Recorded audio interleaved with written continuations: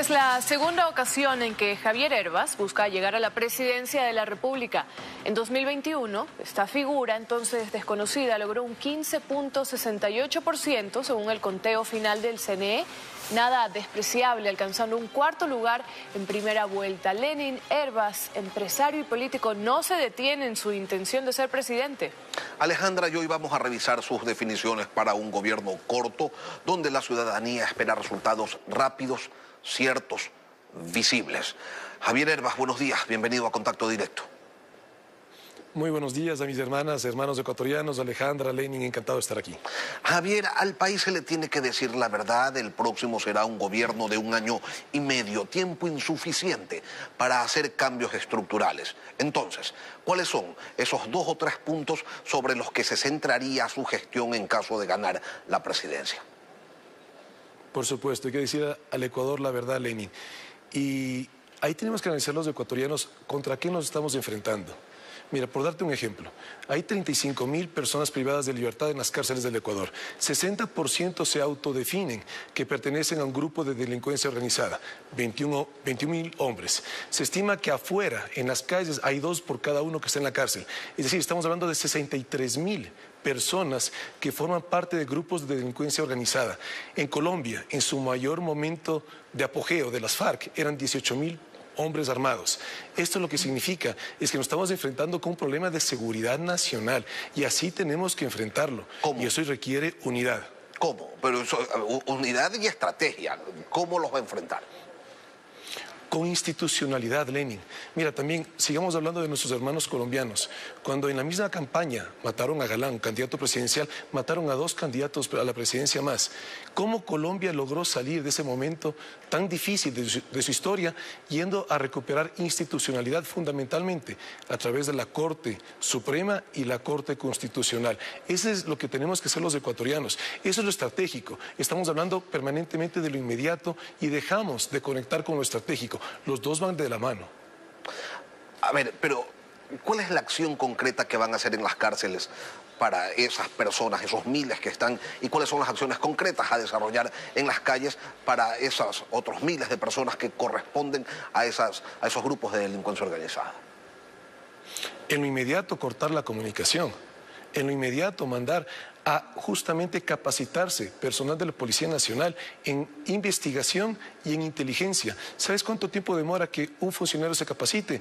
Por ejemplo, en Colombia o en Chile, 1 mes. De tal manera que sí se puede reaccionar en lo inmediato a esto que tanto nos afecta a los ecuatorianos. Sin inteligencia, sin investigación, no vamos a poder enfrentar la gravedad de lo que significa en este momento el crimen organizado. Esto es un problema estructural. Esto no es un problema que lo solucionamos solamente dando números. Es recuperar institucionalidad en nuestro país y eso implica directamente a las fuerzas del orden, a Policía Nacional y Fuerzas Armadas.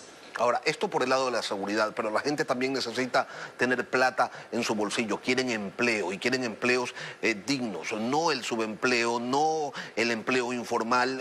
¿Qué respuesta tiene Javier Hervás para ese requerimiento?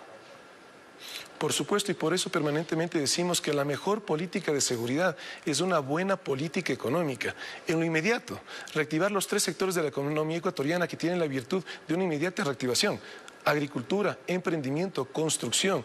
En lo estratégico, necesitamos recuperar proyectos estratégicos de nuestro país. Por ejemplo, un proyecto de fondo, un puerto que sea estratégico para el país, para que pueda conectarnos con el Asia. Eso no lo tiene el Ecuador. Perú lo está haciendo 2 puertos. Nos están dejando a un lado la ausencia de política pública que piense en país, y eso está haciendo que el Ecuador esté solamente en lo inmediato, olvidando que el país tiene que proyectarse. Hay que reactivar economía, hay que generar plazas de trabajo, pero eso es consecuencia de una reactivación económica. ¿Y cuál sería esa medida? Llega Javier Hervás a Carondelet y dice, ok, tengo que tomar una decisión, y esa decisión va a redundar en que la gente pueda pues tener la posibilidad de acceder a un trabajo, de que las empresas puedan pues reactivarse y requerir de más personal. ¿Cuál sería esa decisión? Te menciono, por ejemplo, en emprendimiento en agricultura y construcción. En emprendimiento, acceso a la banca pública. Realmente, Lenin, le podemos cambiar la vida a familias ecuatorianas con un crédito de $300. Es la realidad que viven. Yo estuve, por ejemplo, en Guayaquil, en Ciudad de Dios.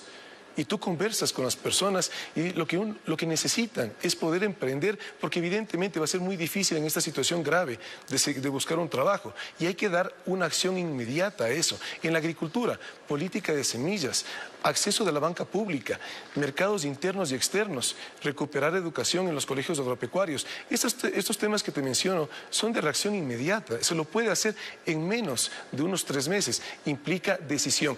Mira, y realmente no importa, si me permites, Lenin, solamente mencionarte, no importa quién llegue, lo que importa es que lo haga con determinación y liderazgo. Y liderazgo también implica humildad, humildad de no estar pensando que para que el Ecuador cambie para bien, necesitamos tener un presidente que no tenga la soberbia de pensar que lo sabe todo, sino que más bien se rodee de excelentes profesionales para poder hacer un ¿Cuáles son esos excelentes profesionales? Porque usted dice, yo tengo un plan, pero ese plan tiene también a las personas para ejecutarlo, tiene nombres. Pero de largo hay mujeres y hombres muy capaces. Por ejemplo, un nombre que ya dimos para el sector de salud, como ministro de Salud, un doctor que en su historia de vida y en su trayecto profesional lo puede validar, que es Santiago Carrasco. Pero hay muchas mujeres y hombres muy capacitados para los diferentes temas. Lo que necesitamos es despolitizar al gobierno, es decir, colocar personas que sí hablemos de meritocracia, porque hoy en día estamos enterrando la meritocracia con los amiguismos, lo estamos enterrando con los apellidos rimbombantes y lo estamos enterrando con pago de favores políticos. Javier Herbas, candidato presidencial por el movimiento Reto. Gracias por acompañarnos, Javier, esta mañana acá a Contacto Directo. Muchas gracias, Lenin. Que trabajemos por un mejor Ecuador.